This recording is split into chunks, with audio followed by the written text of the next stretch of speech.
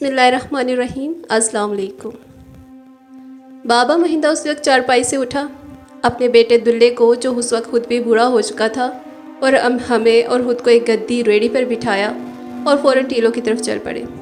हमने कहा, बाबा जी वो बहुत खौफनाक था, हम तो करीब नहीं जाएंगे।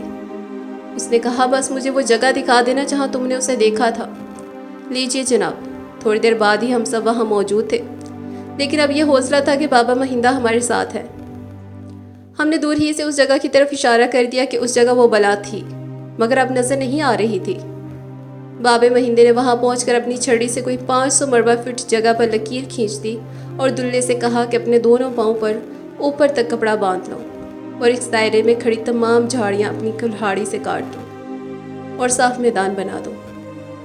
उसने पहले अपना साफा फाड़कर दोनों पांव के गिर्द घुटनों तक लपेट लिया और झाड़ियां काटने लगा। इस अमल में उसे 1 घंटा लगा। ये दोपहर से आगे का वक्त था और शाम करीब थी, लेकिन तमाम झाड़ियां काटने के बावजूद सांप नजर नहीं आया। बाबा महिंदा थोड़ा परेशान हो गया। हमने कहा, बाबा जी सांप कहीं दूर निकल गया होगा।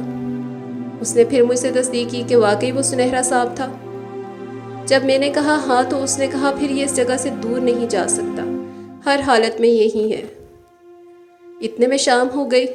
अब बाबे महिंदे ने मुंह ही मुंह में कुछ पढ़ना शुरू किया और उसके बाद दोबारा अपनी छड़ी से एक दायरा खींचकर हमें कहा, अब घर चलें, कल सुबह फिर आएंगे। अब जब तक इसे ढूंढ ना लूं चैन नहीं आएगा। उसका तलाश करना इसलिए भी ज़रूरी है कि अगर खुदा न खास्ता इसने किसी को डस लिया तो वो फ़ौरन मरेगा ही, लेकिन उसके मुंह को भी इंसानी खून लग जाएगा। फिर इसे आदत हो जाएगी और यह बात पूरे गाँव हत्ता के जानवरों के लिए भी खतरनाक है। हमने कहा, लेकिन कल तक तो ये दूर निकल जाएगा।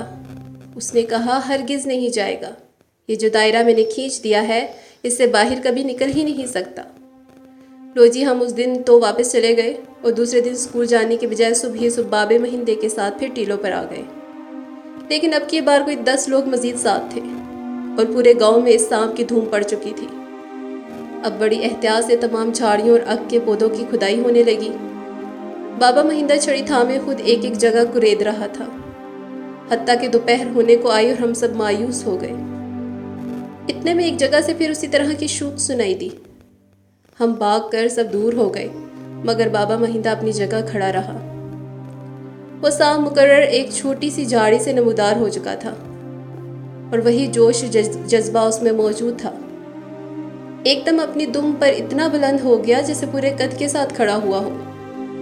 आज उसने अपनी छजली भी फैला दी थी। इस छजली में सुनहरी धारें आग की तरह लाइटें मार रही थीं। मैंने देखा कि बाबे महिंदे का चेहरा खुशी से धमकने लगा, जैसे कोई खजाना हाथ लग गया हो।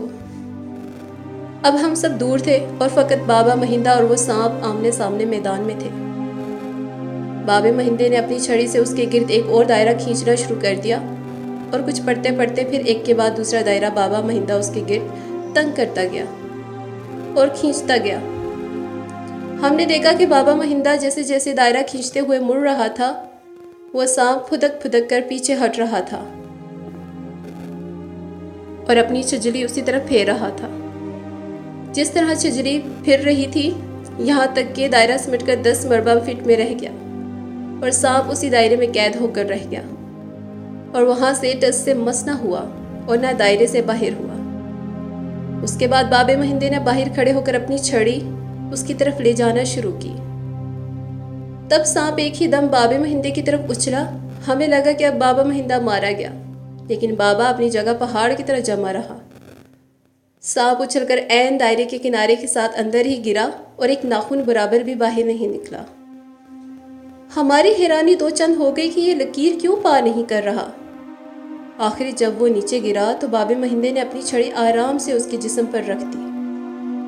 सांप को छड़ी लगना थी कि वो अपने ही अंदर सिमटकर गेंद की तरह गोल होने लगा और इकट्ठा होकर यानी सुकड़कर शांत हो गया।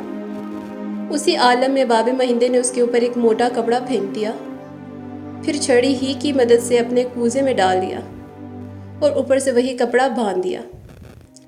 तब हम सब घर को चल दिए। अब हमने बाबे महिंदे से सांप की खसूसियात पूछी। उसने कहा, बेटा ये सांप यहाँ अव्वल तो इकलौता है और किसी सैलाब में से उतरा है। دوم، اس اکیلے سانپ کا زہر 100 کوبرا سانپوں سے بھی زیادہ خطرناک اور طاقتور ہے۔